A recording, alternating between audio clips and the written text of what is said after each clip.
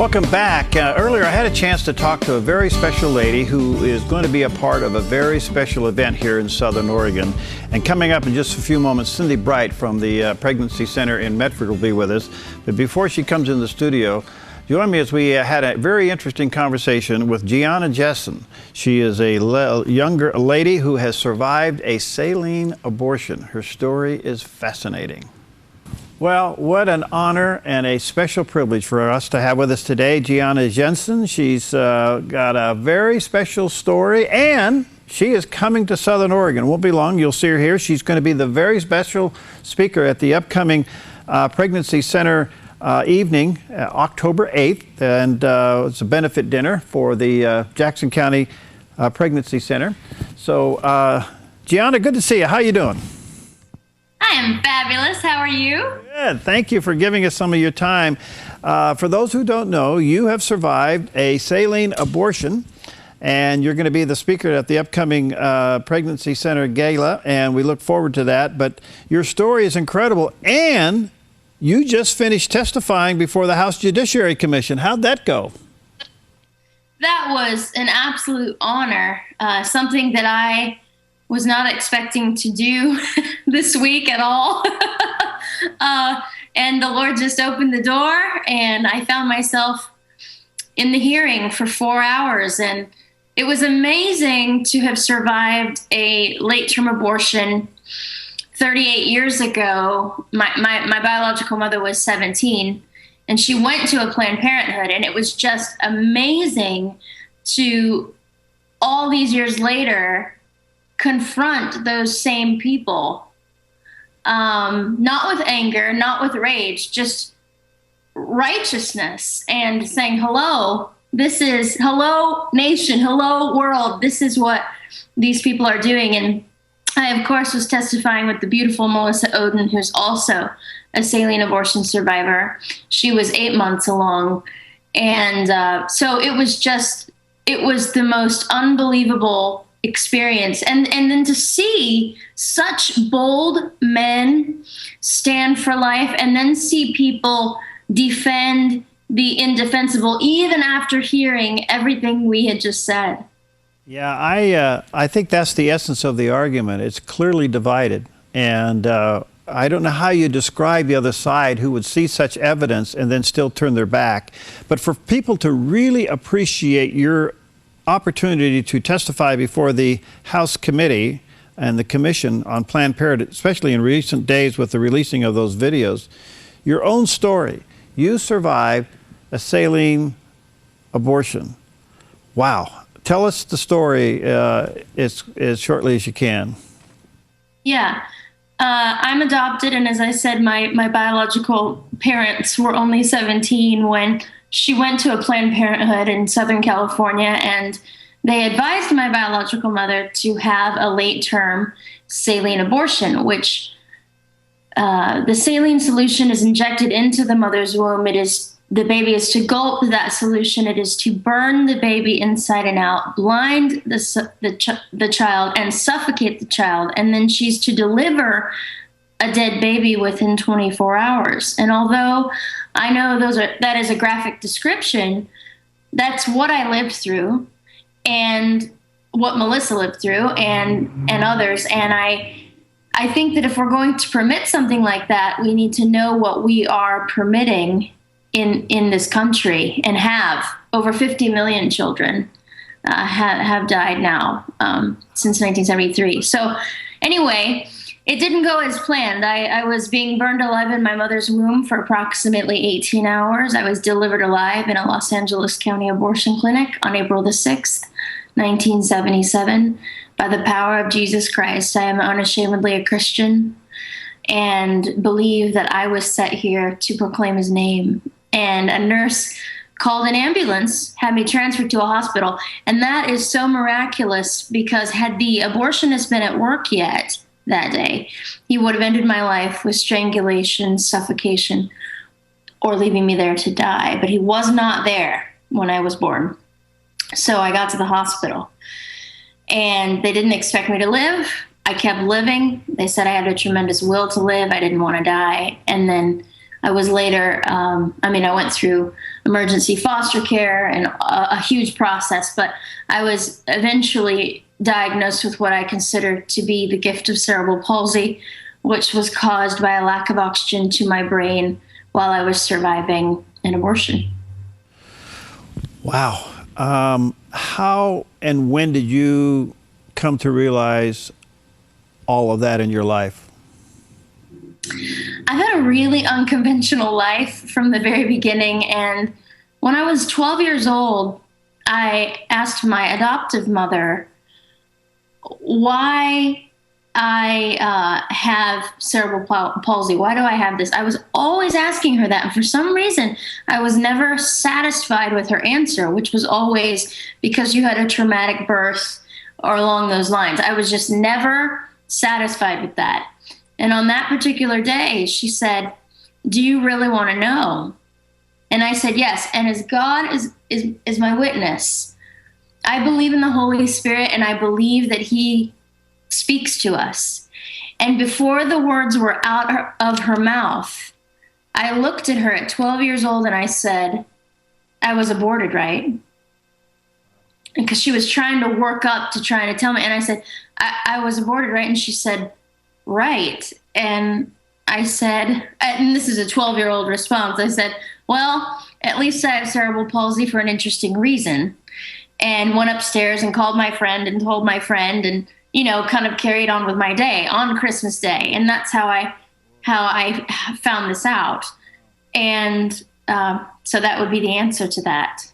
All right. So when you're testifying before the Judiciary Committee about Planned Parenthood and the videos that have come out, it would seem to me the obvious part of your testimony is that you weren't given a choice.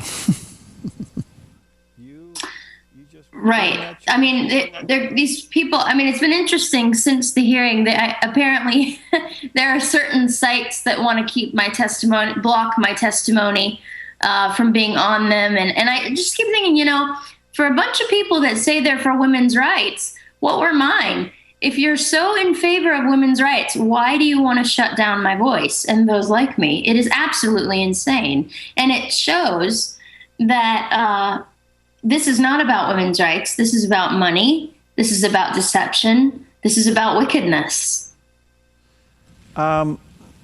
Quickly, your testimony in coming to Christ, how'd that come about? Well, as I've told you, I was adopted, and I had a difficult adoption. I'm in huge favor of adoption. It's just mine was a bit difficult, but the wonderful part about it was that I was given a foster mother named Penny, and she took me in when nobody else wanted to, and she worked with me when no one thought I would walk or move ever. Horrible prognosis. And she loved me, and I bonded with her. And she showed me the love of Christ. And I sing. And when I was 4, I'm told that I got on my knees. I heard about Jesus, and I thought, He's the one. I need someone to help me walk and someone to sing to.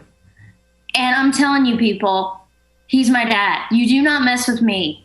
My father runs the world. You do not mess with me. He is everything. And, I just want to say this quickly, too. It is an absolute honor. Cerebral palsy is such an honor. It is an honor to lean on the strong arm of Jesus Christ all the way to heaven. Because you know what? In part, is because we are living in a culture, in a time when people are hard to the name of Jesus. They don't want to hear about it. But you know what? They'll listen to you when you're losing your balance in front of them, when you need to ask them for their arm to help support you. They'll listen to what you have to say. And if I have to go through this challenging time in my life of dealing with this for the freedom of others, for their souls, what an honor. Gianna, what do you think of these videos that come out about Planned Parenthood? And the reason I ask you that question, there are quite a few who are denying that they are real. A lot of people saying they've been edited and cut and paste and all this and that this isn't really going on. What's your response? Oh my goodness, really? It's amazing. The denial of truth is astounding to me. And a congressman made a great point when they were blathering on the other day about how they've been doctored and how this whole lie about it not being true.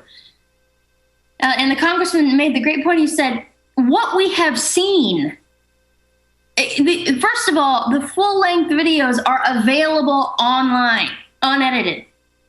And what we have seen, just what we have seen, is so appalling, it doesn't matter. This is happening. And so that is I'm telling you, I will never, as long as I live, forget the moment that I'm watching Dr. Nukutola arrogantly eat a salad and drink wine while discussing the sale of baby parts. Ever. Ever. I mean, this is a disgrace on our nation, and I pray that the Lord ends it.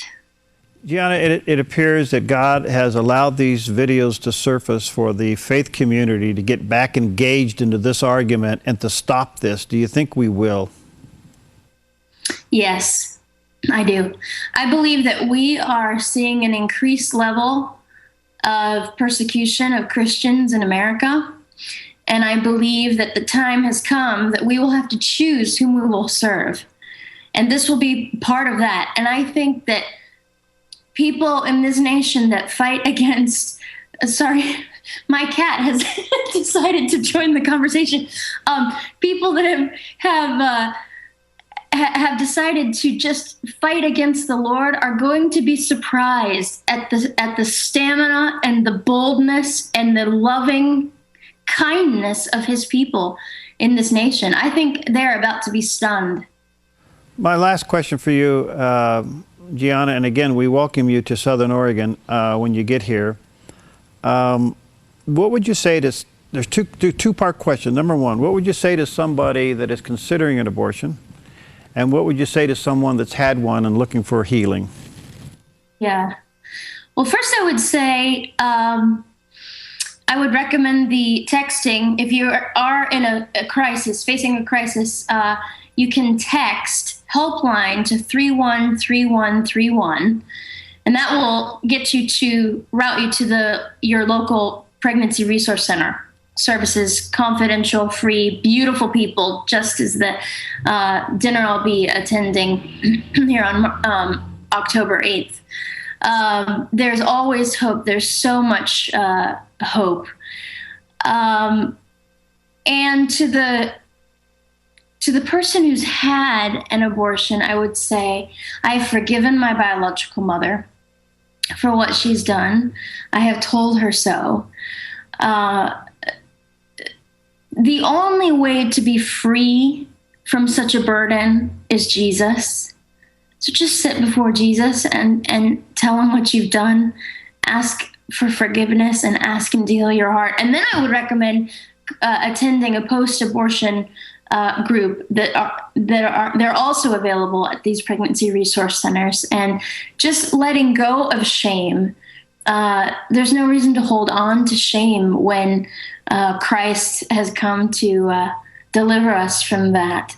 And that's, I think, another reason in closing of this answer in particular, why I believe in part the church is so apathetic about this, because I believe the statistic is 1 out of every 4 women in the church has had an abortion. So it's so painful. And yet my message to them would be, hey, there is no sin too great for God to forgive or free you from. Gianna, you're an inspiration. And I want to say thank you for letting the Lord use you in the way he's using you and your testimony. And I just know that there's victory ahead for those of us who have been in this fight for a long time. And our prayers go with you. And we just can't wait to have you here on the 8th of October. So we can give you a big hug and look forward to seeing you. And thank you for your time. Oh, thanks for having me. What a doll. And she is coming here on October 8th. Why? Well, we'll tell you next when we come back. Hi, I'm Paulina and I work at theDove TV. Did you know that when you support theDove TV, you have a profound impact, not only in our community, but around the world? It's your continued support that takes the inspiration and hope in the programs we produce and makes them available to the thousands of people who are watching these videos online every week. Help bring encouragement and hope to our valley and beyond by making a secure online donation today at our website, thedove.us.